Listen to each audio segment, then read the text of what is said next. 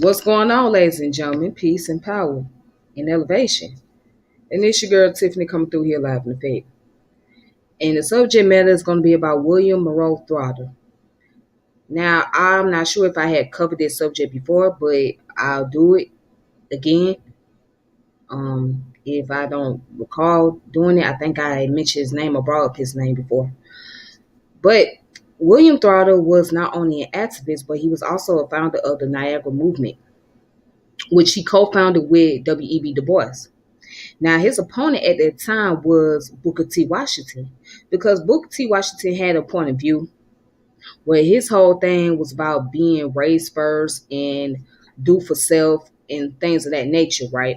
Whereas W.E.B. Du Bois and William Trotter basically were against segregation, and they wanted blacks to integrate into society and be able to have fair chance opportunity and get politically involved within the system. All right. So now William Trotter was a conservative, okay, but he was not your average black conservative.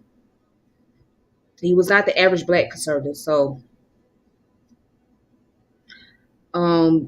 the Niagara movement was a precursor to the civil rights movement. All right. It was a precursor to that. So it came around in 1905. And their whole purpose was fighting for the rights of black people. So what W.E.B. Du Bois and William Monroe Trotter and Marcus Garvey and Booker T. Washington all had in common was trying to figure out ways to bring about liberation to the black race or to the African people. Now, of course, over the years, W.E.B. Du Bois' views done changed. His views changed a whole lot over the years. So he done went from being the conservative black person to becoming a communist, and went from being a communist to pretty much being a Pan-Africanist in his later years. So his views unchanged because he ended up studying more and he acquired more knowledge. But anyways, that's not about W.E.B. Du Bois. This is about William Monroe Trotter. Again, he was on the same path as Du Bois was, and him and Du Bois both co-founded the Niagara Movement. So I'm going to get into information regarding to his biography and his work in the community and the Niagara Movement. All right, but I want to thank you guys who have been supporting my channel, like my channel, and make sure you subscribe. Make sure you hit the notification bell whenever I come on. All right. So, anyways, let me go ahead and get started.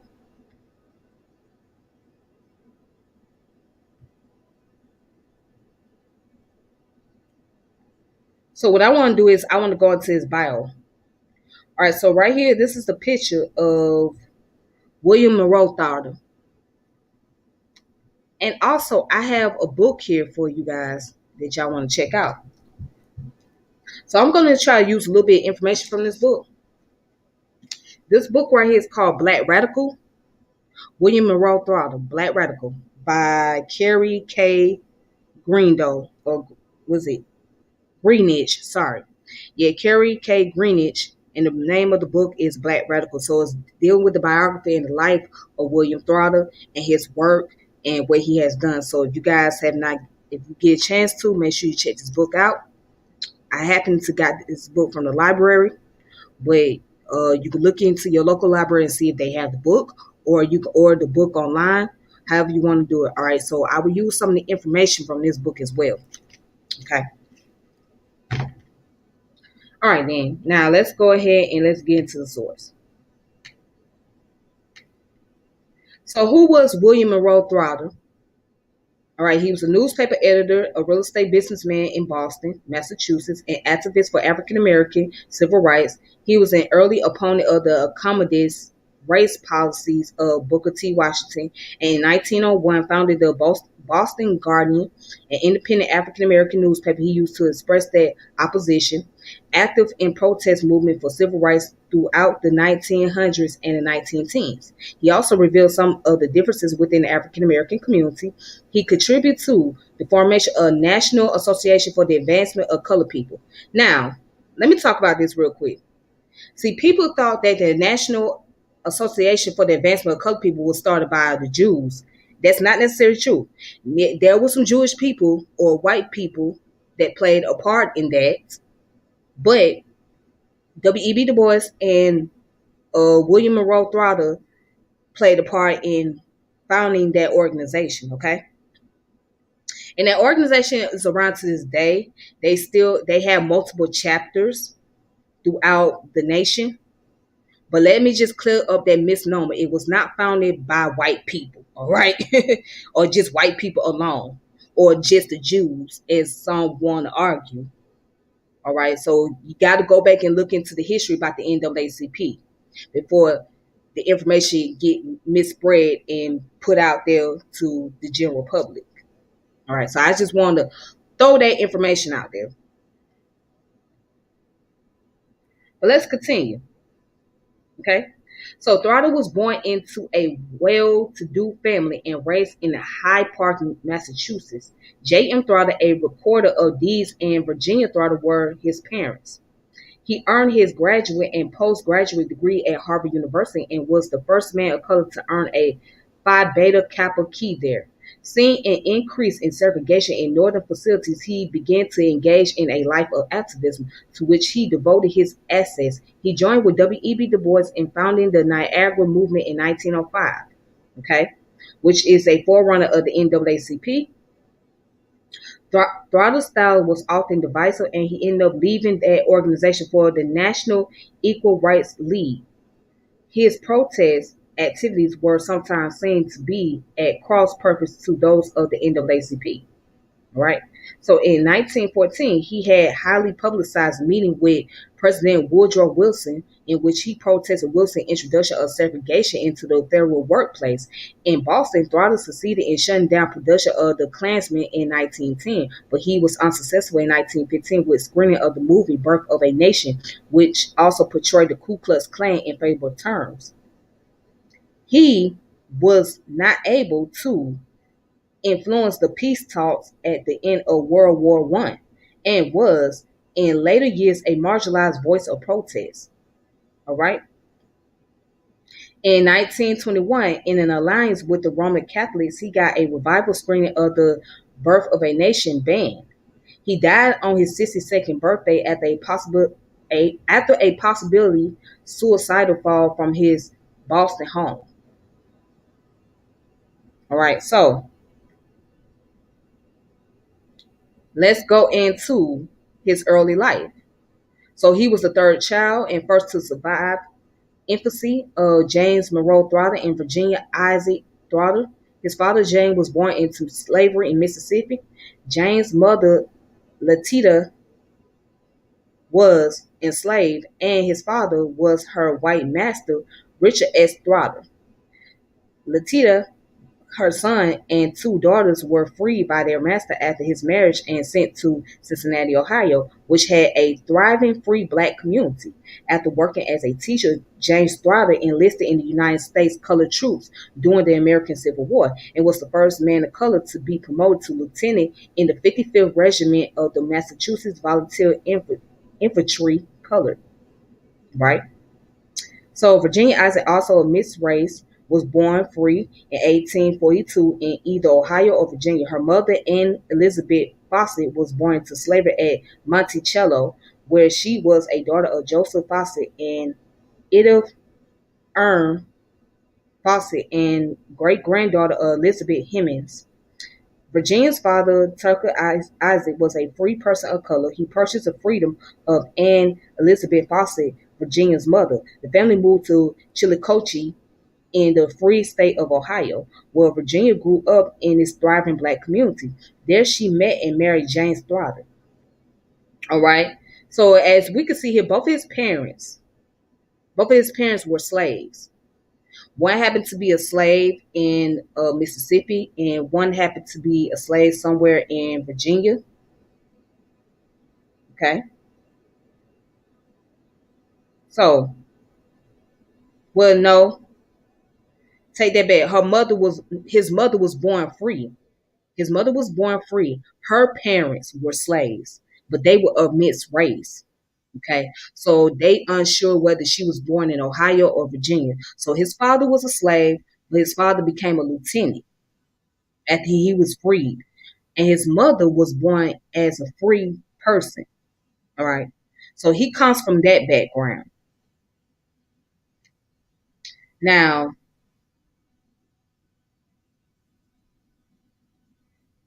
it goes on to say shortly after the Civil War, the Trotters moved from Ohio to settle in Boston, Massachusetts. After their first two children died in infancy, they returned to the Isaac farm of Virginia's parents, where their son, William Monroe Trotter, was born on April 7th, 1872. When he was 7 months old, the family moved back to Boston, where they settled in the South End, far from the predominantly African American west side of Beacon Hill. The family later moved to suburban Hyde Park, a white neighborhood. The Throtters had two more children, both daughters. Okay,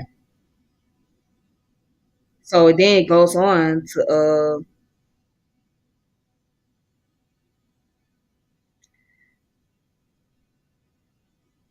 so it goes on down further down, saying that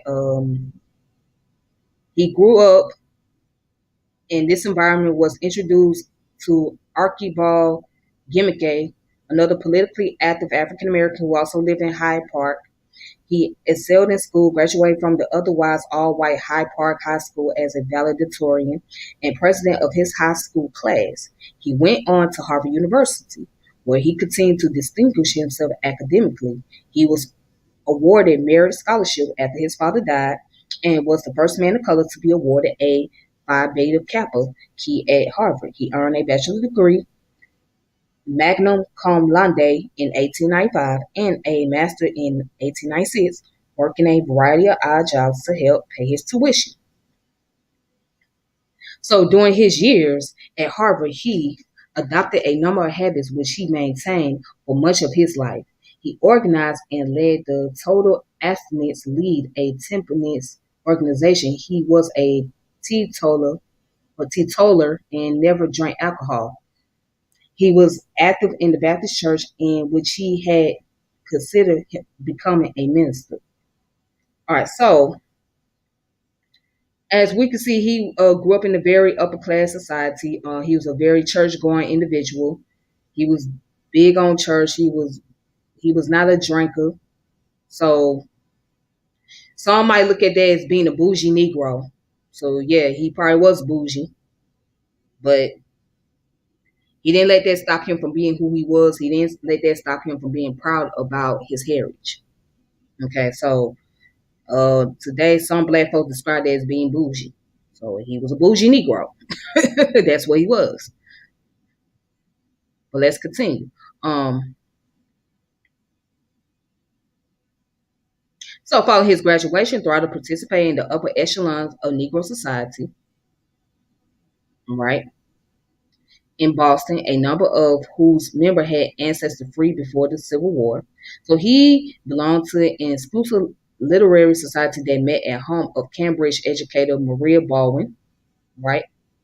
On June 27, 1899, daughter married Geraldine Louise Pendle, who was from another activist family. He had known her since childhood. She assisted him throughout his career until her death in 1918 flu pandemic. The couple had no children. All right, so now it goes down to talk about his early career, and it gets into the Guardian and all of that. So right here, his early career, Throtter's career began inauspiciously. His initial attempt to get jobs at established banking and real estate firms were unsuccessful, leading him through a succession of lower-paying clerking jobs. He finally landed a job in a white-owned real estate firm in 1898, but decided the next year to open his own business selling insurance and brokering mortgages. He was not particularly active in agitating for civil rights in these years, although his strong opinions on racial equality were evident in an 1899 paper in which he called on African Americans to seek admission to institutions of higher learning. It was a common practice of the time to direct African Americans away from higher education opportunities and into industrial training programs. Throughout business was relatively successful and he was able to purchase investment properties. So then it goes on to say that Trotter was increasingly troubled by what he saw as the accommodationist policy of Booker T. Washington, one of the leading African American figures of the 1890s and founder of the Tuskegee Institute. Washington policy were enshrined in the Atlanta Compromise outlined in the 1895 speech he gave in Atlanta, Georgia. He said that Southern African Americans should not agitate for political rights such as the right to vote and equal treatment under the law as long as they are provided economic opportunities and basic rights of due process. Washington actively promoted the idea that African Americans, once they have proven themselves as productive members of society, will be granted full political rights. Trotter, Gimmick, and W.E.B. Du Bois and other Northern radicals disagree with these ideas, arguing that it was necessary for African Americans to agitate for equal treatment and full constitutional right because doing so would bring other benefits. By the turn of the century, African Americans in the South had been effectively disenfranchised by violence around election and restriction in voting registration rules and finally constitutional amendments or new constitution in southern states. So what we see is also what we see is the South versus the North. All right. Now, when we look at Booker T. Washington and his story, he was born as a slave. So the way he saw things, even though he became free, he figured that it is best for blacks to do more for themselves and not to be so reliant on the government because of what he has experienced and what he know how it feels. Now, W.E.B. Du Bois and William Monroe Trotter, they never had to go through slavery. They never had to experience that, what Booker T had experienced. So they didn't understand his point of view. Now, they disagreed where he was coming from. They felt like he was wrong for saying that, but they didn't understand exactly why he was making that statement. Okay? So that's what brought in the crack. All right. And so it was always the attitude with the North feeling some type of way about the Southerners. All right. So, and that's a whole nother topic in itself about black Northerners versus black Southerners and why do black Northerners feel some kind of way about black Southerners. Like it's a long history behind that. And to this day, it's still some attitudes with black Northerners about people from the South. Like they tend to think that they're much greater and they're much qualified and more better than the folks in the South, but they don't realize that they carry on that discriminatory attitude that they learned from white supremacy. I mean, pretty much. But again, that's a whole nother topic in itself that we need to be separated from this particular subject. But yeah, it was like that. So by them being Northerners, they didn't understand the whole concept of racism and what the blacks was going through in the South because they never had to experience that. They was coming from a black elite community and they never witnessed any form of discrimination on such level. So when Du Bois came to the South, that's when he started to really pay attention more. He started to really see what was happening. He was like, okay, all right, something got to be done here. All right. But William Throther just thought that Booker T was just, I mean, not Booker, yeah, he thought that Booker T was just insane. He was out of his mind. He didn't know what he was talking about. He didn't have no knowledge. He was just being senile. That's what they thought. They thought this man is crazy. What the hell he talking about? Not getting involved politically, not being active. What the hell is he talking about? So there was some differences and there was some beef between them. And not only that, they had beef with this man, but they also had beef with Garvey. Because Garvey had found inspiration in Booker T. That's one of the reasons why he came to America, because he wanted to meet Booker T in Atlanta. But Booker T passed away by the time Garvey got here. So that's when Garvey became sad about that. He really was sad because he wanted to meet this man that he was inspired to be like. But he ended up meeting Herbert Harrison, right, who was a radicalist himself. He took Garvey under his wing and he showed Garvey and taught Garvey things. And there was a lot of people that took Garvey under their wing. Okay. Duce Ali Muhammad was another one that took Garvey under his wing. So it was so many of them. All right. But yeah, it's always that differences. You know what I'm saying? Those guys, they were very conservative, whereas Booker T was not so conservative. He was more kind of like on the liberal side, but he was not, he wasn't very conservative, you know what I'm saying? Because he came from hardship. So he understood what was like growing up in the South, what was like dealing with slavery and all of that, whereas they didn't get it. You know what I mean? So they just had difference of views and difference of opinions and political point of views and whatnot. All right.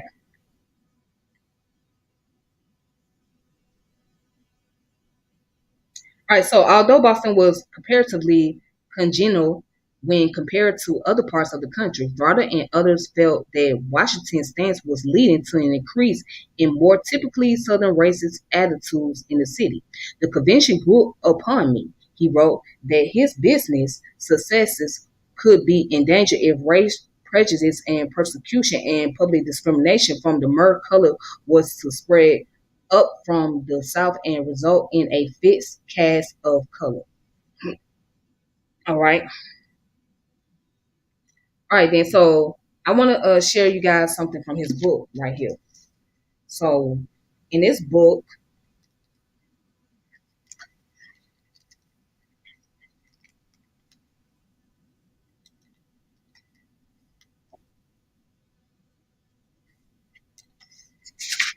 let me see.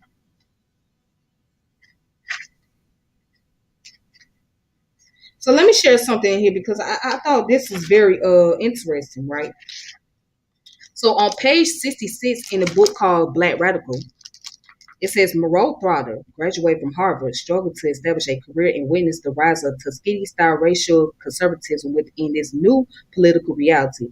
And as he joined Samuel June Barrow's 1896 congressional campaign, he quickly learned how to transform colored Boston's limited electoral power and intra-racial division into a wholly new type of civil rights populism. This populism involved not merely recommitting colored Bostonians to the race-first ideology of the 1880s, Negro Rump movement, but it also meant recognizing the limitation of both a Republican Party that took the Negro for granted and a white progressive political class that failed to acknowledge what Trotter saw as the most pressing needs of the colored people.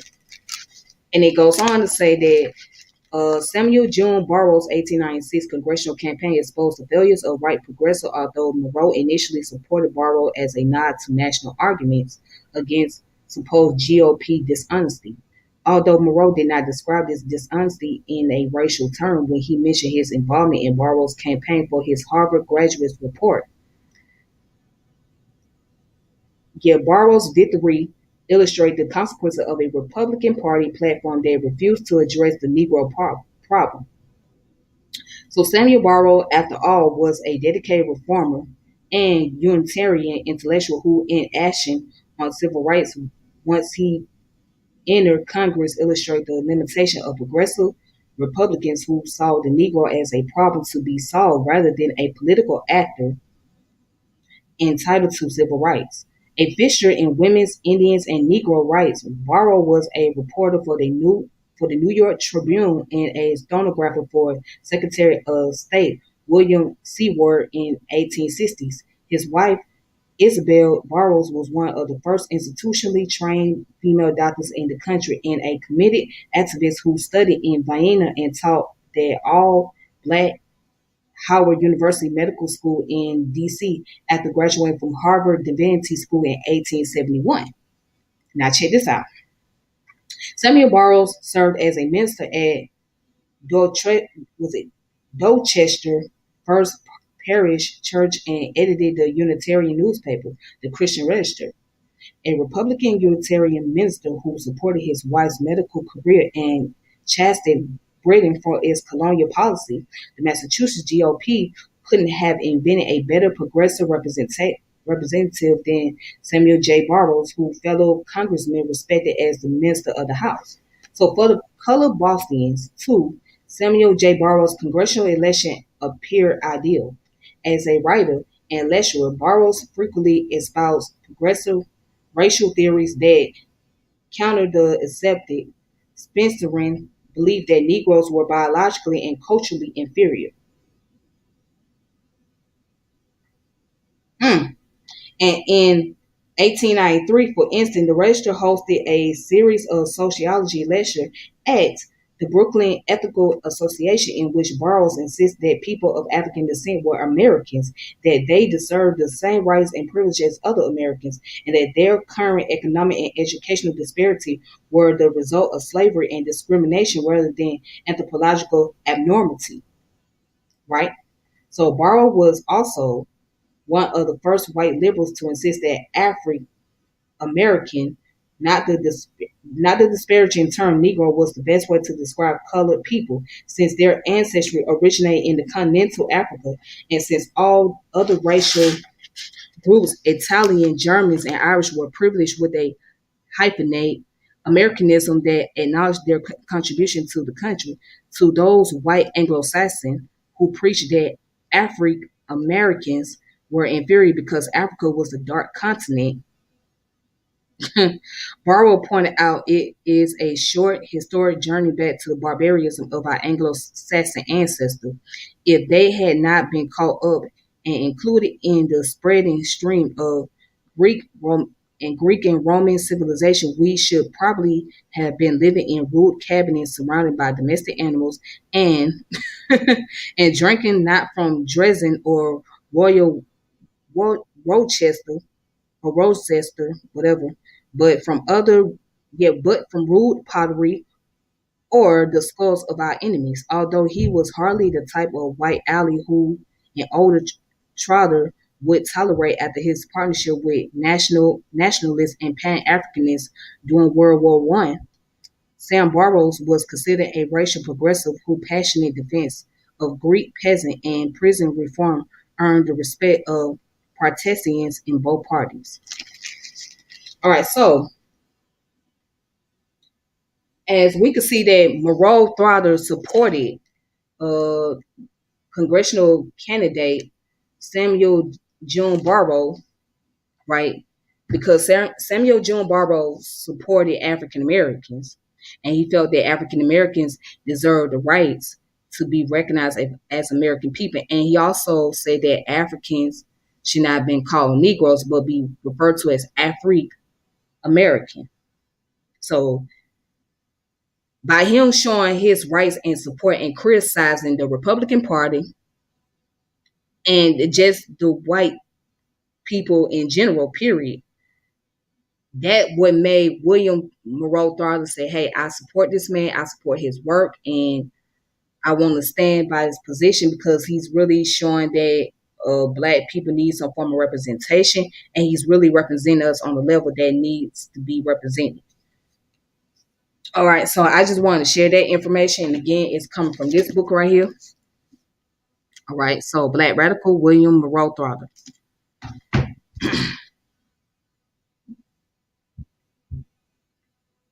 All right, so now we're going to get into talking about the Guardian. So Trotter's racial activism blossomed in 1901. He helped founded the Boston Literary and Historical Association, where he became, according to biographer Stephen Foss, a forum for military and race opinion. He also joined the Massachusetts Racial Protective Association, another local group that promoted political goals of equality. Under the aegis of the latter group, Trotter in October 1901 gave his first major protest speech attacking Washington's accommodationist stance in Boston. Washington said that the Negro should wait for the franchise until he got property, education, and character. Washington's attitude has ever been one of severity. So, with George W. Forbes, another Protective Association member in 1901, Trotter co-founded The Guardian, a weekly newspaper. At first, Forbes, an Amherst College graduate with some experience in publishing, was the driving operational force in its production, while Trotter funded the effort and served as its managing editor. The paper became a forum for a more outspoken and forceful approach to gaining racial equality, and its contribution in editorials, which was generally written by Trotter, regularly attacked Washington. So At that time period, they was really on Booker T. Washington head. They was on his head. They was on his head about this whole thing, his whole speech. They was getting at him every chance they get. Every time they heard him, every time they see him, they was on his head. So now let's look down what it says. Attacking the African American establishment. Right. So this is Booker T. Washington right here giving a speech at the Carnegie Hall in 1909. So it says in the early 1900s, Trotter notes that racial segregation was spreading in Boston. The number of hotel, restaurant, and other public establishments refusing service to African Americans was increasing. He came to realize that in order to effect real change, the radical message needed to be taken out of Boston and began organizing protest meetings across New England in 1903. At the suggestion of Trotter, William H. Ferris went to Washington, D.C. in January 1903.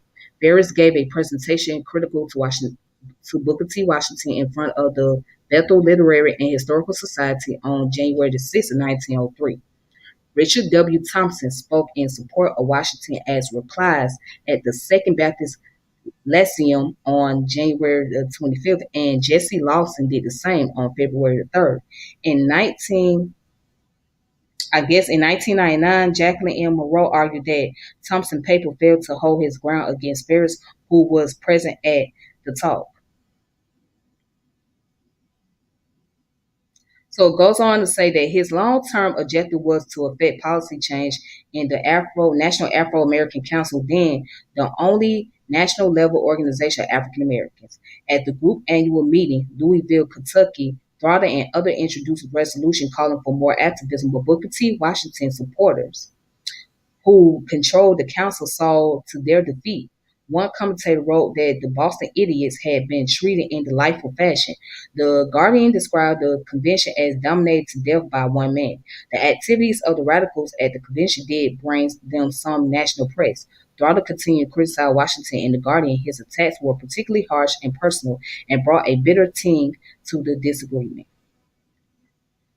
Then it says, in this period, while the great migration of African Americans out of the South to the North was beginning, blacks in the two regions dealt with different conditions. The vast majority of the millions of African Americans still lived in the South, many in rural areas where they were the majority population, but they were effectively disenfranchised by new electoral rules and state constitution, utterly closed out of the political process. This situation would continue despite some temporary effective court changes through the 1960s. Washington believed he had to help this population within constraints of their environment. At the same time, he secretly funded legal challenges against the voter registration and electoral restriction.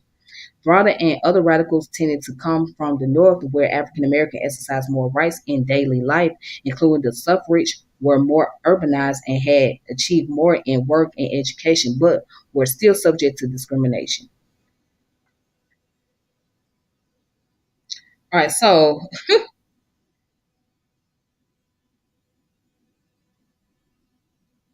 as we can see here, also it says following their failure to advance the radical agenda in Louisville, Trotter and other radicals sought a more sympathetic forum in which to attack Booker T. Washington. An opportunity arrived when Washington was set to speak in Boston in July of 1903. When the Tuskegee Institute leader was introduced to a visibly hostile crowd, a small riot broke out. Trotter, who had arrived prepared with several provocative questions to ask Washington, attempted to read them over the den of the melee. He was among the arrested, and the Boston riot received national press coverage. Trotter later claimed that there was no plan to break up the meeting. Booker writes pressed charges against Trotter for disrupting the meeting, defended by Archibald Gimmick. Trotter was convinced and spent 30 days in Charles Street Jail. Although the Bookerites had hoped to discredit the radicals with the trial, they gained them wider publicity after the trial. Trotter founded the Boston Suffrage League, and when a New England Suffrage League was founded in 1904, Trotter was elected president. So they were doing whatever they can to stop Booker T, basically. See, watch this. Washington countered Trotter's attacks with a variety of tactics. He took various legal action against Trotter, including at least one libel suit and criminal charges. In addition, he used his network to apply pressure to Throttle supporters in their workplaces, in some cases, government and academic positions. In addition, he had other sympathizers secretly infiltrate and report on activist meetings organized by Throttle and others. Washington also provided financial support and expertise to start other publications in Boston to counter Throttle's radical voice. As a result of such activity, Throttle's printers dropped the activist and his newspaper as a client, but Throttle found another printer and continued publishing The Guardian despite the setback. So at the end, what we could see here that all that protest that Throttle was doing, right, it backfired on him.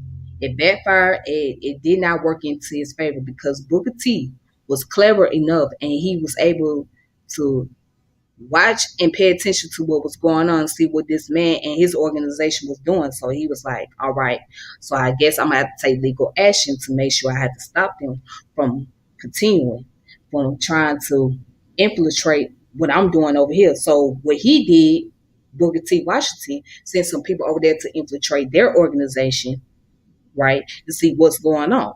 So what I'm gonna do is I'm gonna go ahead and get into the Niagara movement, and then I got some more information that I want to look up into. Well, I got some more information I want to share with y'all. But yeah, so pretty much.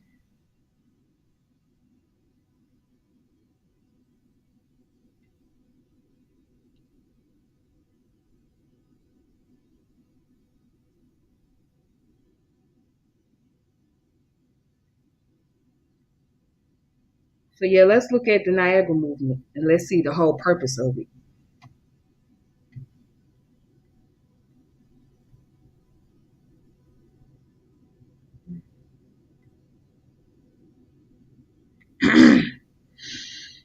Whew. All right. So watch this. So Niagara Movement, right, was a black civil rights organization founded in 1905 by a group of activists, many of whom were among the vanguard African American lawyers in the United States, led by W.B. Du Bois and William Monroe Trotter. It was named for the mighty current of change the group wanted to effect and took Niagara Falls as its symbol.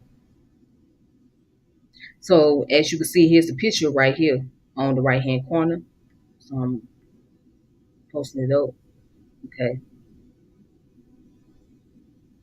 But anyways, so it was founded in 1905 by a group of activists, many of whom were among the vanguard of African American lawyers in the United States, led by W.B. Du Bois and William Monroe Trotter. It was named for the mighty current of change. The group wanted to affect and took Niagara Falls as a symbol. The group did not meet in Niagara Falls, New York, but planned its first conference for nearby Buffalo at the last minute to avoid disruption, move across the Niagara River to Fort Erie, Ontario, Canada. Niagara movement was organized to oppose racial segregation and disenfranchisement. Its members felt unmanly the policy of accommodation and consolidation without voting rights promoted by Booker T. Washington. Right? So it goes on to say that during the Reconstruction era that followed the American Civil War, African Americans had unprecedented level of civil freedom and civic participation in the South for the first time. Former slaves could vote, hold public office, and contract for their labor. With the end of Reconstruction in the 1870s, their freedoms began to narrow. From 1890 to 1908, all the southern states ratified new constitution or laws that disenfranchised most blacks and significantly restrict their political and civil rights. All of them passed laws imposing legal racial segregation in public facilities. These policies were entrenched after the United States Supreme Court in 1896 ruled in Plessy versus Ferguson that laws required separate but equal facility was constitutional. However, the separate facilities were often shabby and they did not exist at all. All right.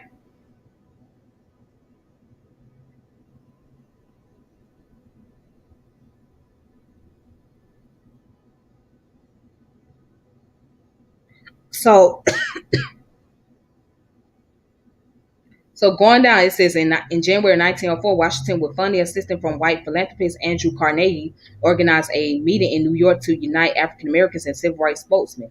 Daughter was not invited, but Du Bois and few others activists were. Du Bois was sympathetic to the activists' call and suspicious of Washington's motives. He noted that the number of activists invited was small relative to the number of Bookerites. The meeting laid the foundation for a committee to include both Washington and Du Bois, but it quickly fractured. Du Bois resigned in July 1905. By this time, both Du Bois and Trotter recognized the need for a well-organized anti-Washington activist group. So here's the founding. Along with Du Bois and Trotter, Frederick McGee of St. Paul, Minnesota, and Charles Edwin Bentley of Chicago had also recognized the needs for a national activist group. So the foursome organized a conference to be held on between July 11th to the 13th in 1905 in Buffalo, New York. 59 carefully selected anti-Bookerites were invited to attend. 29 showed up, including prominent community leaders and a notable numbers of lawyers. At the last minute, to avoid disruption, the meeting was moved to Erie Beach Hotel in Fort Erie, Ontario, Canada, across the Niagara River from Buffalo. All right. So it says the organization founded at this meeting chose Du Bois as the general secretary and Cincinnati Lord George H. Jackson as the treasurer. It set up a number of committees to oversee progress on the organization goal. State chapters would advance local agendas and disseminate information about the organization and its goal. Its name was chosen to reflect the site of its first meeting and to be representative of a mighty current of change its leaders sought to bring about. So 17 founders were each appointed as state secretary to individually represent 17 of the states of the Union. All right, so here's the list of people down here at the bottom.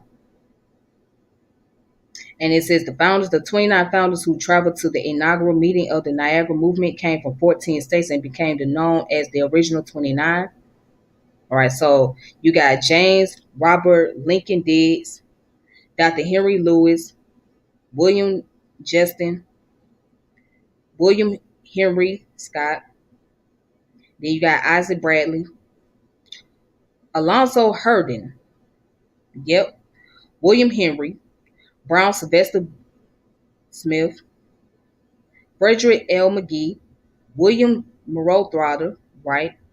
Garnett Russell, Harvey A. Thompson, William Henry Harrison Hart, Lafayette M.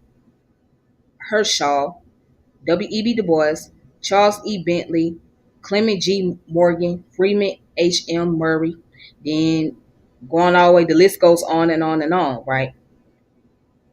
So it was 29 of them that all came together and brought the formation of the Niagara Movement. Now, it goes in to talk about the activities, right? So it says, after the initial meetings, delegates returned to their home territories to establish local chapters. By the mid-September 1905, they had established chapters in 21 states, and the organization had 170 members. By year's end, Du Bois founded a magazine, The Moon, in an attempt to establish an official mouthpiece for the organization. Due to lack of funding, it failed after a few months of publication. Second publication, The Horizon, was started in 1907 and it survived until 1910. All right, so it goes on to talk about the movement's second meeting, the first to be held on the U.S. soil, and arguably the movement's high point took place at Harper Ferry, West Virginia, the site of abolition John Brown's 1859 raid. The 3-day gathering from August 15th to the 18th of 1906 took place at the campus of Astoria College, now part of the Harpers Ferry National Historical Park. And convention attendees discussed how to secure civil rights for African Americans, and the meeting was later described by Du Bois as one of the greatest meetings the American Negroes ever had. Attendees walked from Astoria College to the nearby Murphy Family Farm relocation site of the historic Fort where John Brown's quest to end slavery reached its bloody climax once they removed their shoes and sought to honor the hallowed ground and participate in a ceremony of remembrance. So then it goes on to talk about the end of the movement. All right. So William Throtter's departure at the 1907 meeting had a serious negative impact on the organization, as did disagreement about which party to support in 1908 election. Du Bois, with some reluctance, endorsed Democratic Party candidate William Jennings Bryan, but many African Americans could not bring themselves to break from the Republicans, and William Howard Taft won the election, receiving significant African American support. In 1908, annual meeting held in Oberlin, Ohio, was a much smaller affair and exposed disunity and apathy within the group at both local and national levels. So Du Bois invited Mary White Overton, a settlement worker and socialist he had met in 1904, to address the organization. She was the only white woman to be so honored. By 1908, Washington and his supporters successfully made serious inroads with the press, both white and black, and the Oberlin meeting received almost no coverage. Believing the movement to be practically dead, Washington also prepared an obituary of the organization for the New York Age to publish. Wow. In 1909, chapter's activities continued to dwindle, membership dropped, and in 1910, annual meeting held at Sea Isle City, New Jersey, was a small affair that again received no significant press. It was the organization's last meeting. So it didn't last very long. So it started in 1905 and it ended in 1909 because there was differences and people went on their separate ways. All right. And that is usually what happened. Everybody start off on a common ground, and then when somebody have a difference or a few people have their own differences or disagreement about a certain particular subject, that's when people start going their own ways and they start create their own organization. Now I want to show you guys a book that I have real quick.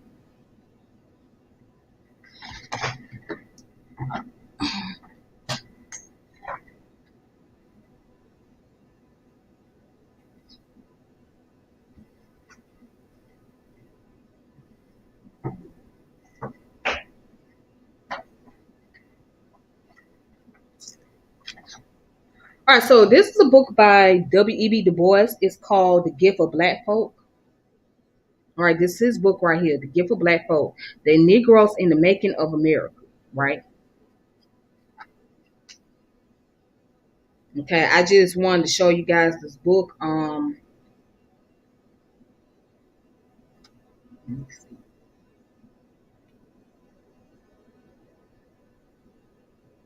So this book is consists of 192 pages, but it's worth getting. So if you guys get a chance to check out this book, The Gift of Black Folk, W.E.B. Du Bois. All right, a good book.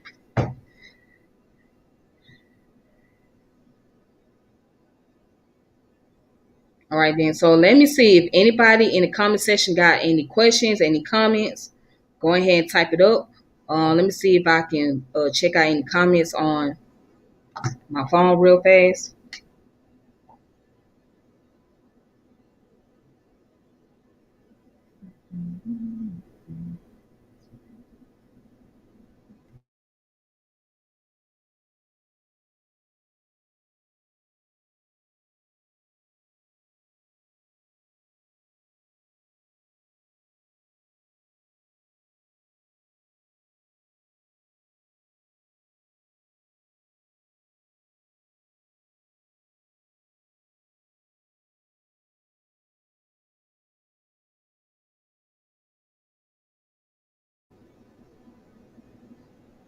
All right, give me a moment, you guys.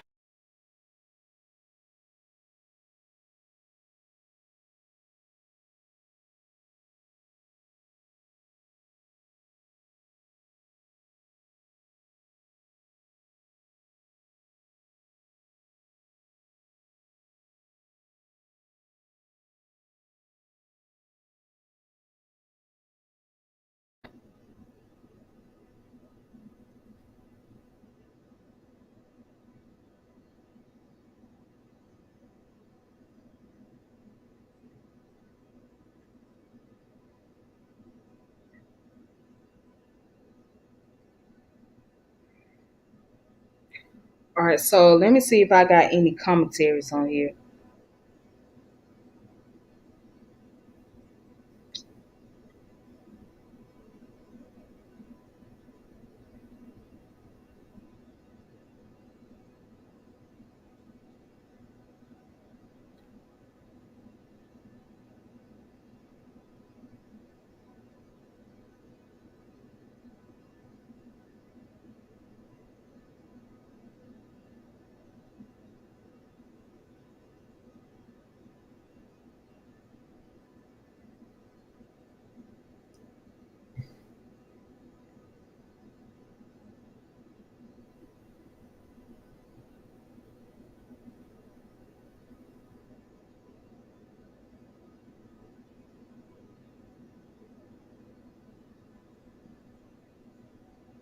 All right, so all right, I have no comments on there.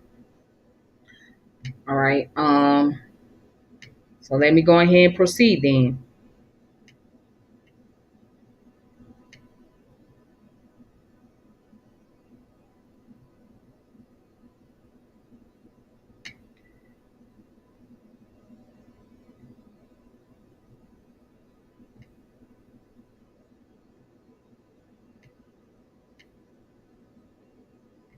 And so, the last information I want to show is when William Monroe Trotter does a protest against President Woodrow Wilson's support for segregation of black federal employees.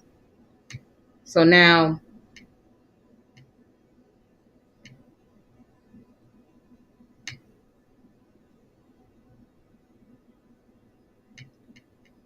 right here on the website, whitehousehistory.org.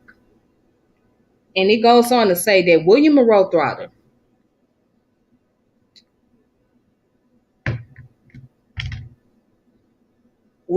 Trotter challenges President Wilson. And it says civil rights activist and journalist William Monroe Trotter caused a stir in 1914 because he strongly protested President Woodrow Wilson's support for segregation of black federal employees in workplace. Trotter came to the White House as a founder and representative of the National Independent Political League, a militant organization that fought for racial and social justice, and the publisher of The Guardian, a Boston newspaper dedicated to the fight against racial discrimination. And it says in a meeting with Wilson, Trotter directly challenged the president for permitting the segregation of black and white government clerks. Angered by this confrontation that questioned his integrity, President Wilson declared himself offended and had Trotter removed from the White House. Trotter then took his case to the press and ridiculed the president for introducing segregation into the federal workforce as a means to prevent racial friction. The activists noted that black and white clerks had worked together without problems for more than 50 years. Trotter devoted his career to the fight against racial discrimination and to the development of independent political action in the black community. He led numerous nonviolent protests and discrimination against conservative black leaders like Booker T. Washington for being too accommodating and attacked films and plays that glorified the Ku Klux Klan. At that time, Trotter's confrontational tactics were highly controversial, but his activism and his approach became a model for the civil rights movement from 1940 to 1970. All right, so that's this information. Okay. All right, so that's all I wanted to share with you guys. Now, I want to give my thoughts on this. I would like to share my thoughts on this whole thing. Um, I understood both position of Booker T. Washington and also the position of William Trotter. So I understood Booker T. Washington when he was basically saying that we should have focus on doing more for self in our community because that would help build up our people. But William Trotter also believed that because we didn't have the adequate resources and we didn't have generational wealth, that we should also try to fight and get jobs within the establishment so that way we could be able to provide for ourselves and our family. All right. So I understand both position, and I pretty much agree with both sides because in this day and time, especially, we need to figure out a way. How do we survive? Now, remember, we playing a game here. We playing the game of chess. How do we go about survival? How do we go about gaining resources? What will we do to get those resources that is necessary? What are we going to do? Now, if we don't have it for ourselves, we're going to have to find a way to get it. And we're going to have to force ourselves into integrating. Now, many of us felt like integration did hinder the Black community economically. In a way, it did. And I agree, it did that because we didn't gain anything out of it. You know, we're not getting paid the most. And it's going to take a long time for African Americans to catch up with the wealth of the white counterparts, right? So I can understand that argument, but at the same time, when you don't have anything else to fall back on, what are you going to do? So this is a difficult role for our people. And our people was in a position where they were trying to figure out what can we do for self, or can we integrate into a society where we can be able to get better jobs and make a sufficient income. What can we do here? Where do we stand in this position? So I think that, you know, we we should be able to do for ourselves, meaning we should be able to have our own business. We should be able to have our own institution and things like that, right? But we should also be able to have jobs as well. Now, the election just passed. The Georgia senator is now Raphael Warnock. He won. He beat Herschel Walker. A lot of people is excited by that. So I'm gonna talk a little bit about that. And of course, Brian Kemp is still the governor.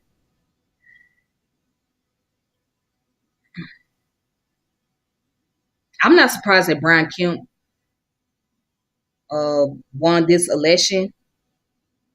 Okay, I'm not surprised. I knew that Stacey Abrams was not going to make it because she didn't make it the last time. But one thing I could give Stacey Abrams credit for is making the attempt and trying, and really showing that African American women can step up higher into a position of politics. But there was some things that I disagree on, and I feel like she didn't really address enough of our needs. And Brian Kemp, he's not really any better, but if you look at some of his policy, it's a little bit better than what Stacey Abrams had, in my opinion. So, but I don't fully have trust in her, just like I don't really have too much trust in him. Now, Raphael Warnock and Herschel Walker, I'm gonna be honest with you, I didn't vote for neither one. I didn't vote for neither one because I felt like neither one really had our interests at heart. That's how I felt. And I feel like this: if people understand, no matter what political party you vote for, it's not really going to change a lot of our condition that's going on within our community. It's not going to change the fact that people got to pay so much money on medical insurance, right? The housing cost is going to be very high. And then when people use the term affordable housing, now we have to question, what do you mean about affordable housing? What is that? Who is it going to be afforded to? Is it going to be afforded to people who make a minimum wage? Or is it going to be afforded to people who make a certain income in the middle class community? Who is it afforded to when you say affording housing? And how much is it going to be every month? So that's a question right there in itself. So the thing I'm looking at is housing. I'm looking at insurance. And I'm looking at educational system as well. That's another important thing. What about the educational system? And also, we got to look at crimes. But here's the thing about crime: we can never get rid of it. We can reduce the crimes that's taking place, but you can't never get rid of crime. But what about the needs of those in the African American community that live in the impoverished community? Why are they not getting the emergency they need right away? when it's necessary, but everybody else in other community does. How come the police department take their precious time to come for those who have medical emergency, or there's a crime taking place in the area, but when they go into other communities, especially those in upper communities, right, upper class areas, they immediately give attention to those individuals. So I see the bias happening. I see the bias taking place with the law enforcement when it comes to certain class. So not only we got to look at the issue of racism, but we also see that this is more of classism. This is a lot of classism that taking place, which is why I don't really trust the political agendas of the or I don't really trust the campaign, the voting, and all that, because it's like, what are you going to really do to address the needs of the people that's in the working class and lower class community? What are you going to do as far as providing resources is concerned? Because either way it goes, it don't matter who you put in office, the needs are not going to be really met. The conditions going to still remain the same. The people are going to remain affected. It's not going to really change the state of the economy and how things are going. So you have to see why people don't get involved in politics and why they don't vote. And while other people do vote, I mean, because they still have hope in these politicians, hoping that maybe they would do their job and give some form of, and step up to the plate and also address the issues or the political agenda they said they were going to address, right? So people still have hope in these politicians, but there's the rest that don't have any hope. They don't really trust their words, but they have to really see their action. So I can't stand on the side of being a Democrat, and I can't stand on the side of being a Republican. I can't really stand, because to me they're like two peas in the pot. Birds of a feather flock together.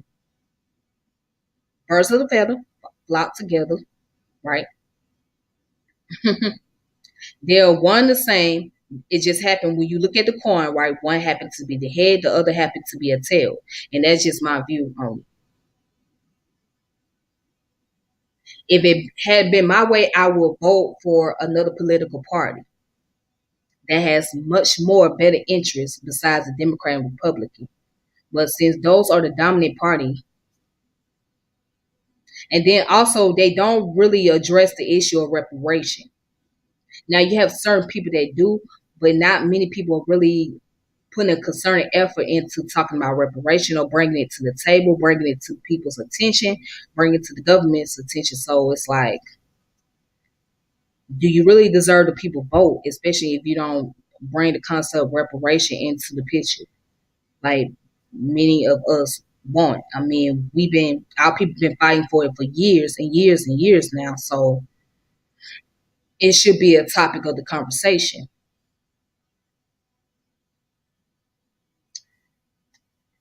But that's just my thoughts. That's my input on it. Anyways, I want to thank you guys for watching and tuning in. So this your girl Tiffany. I'm logging off saying peace and power elevation be to all of you, and I'll come back later on doing another topic, do another video. So be on the lookout for that. All right. So until then, y'all be safe. All right. Thank you so much. And shout out to everybody in the chat. Shout out to Norman, Big Creek Money, and Centavo. Thank you all so much. All right, y'all have a good one.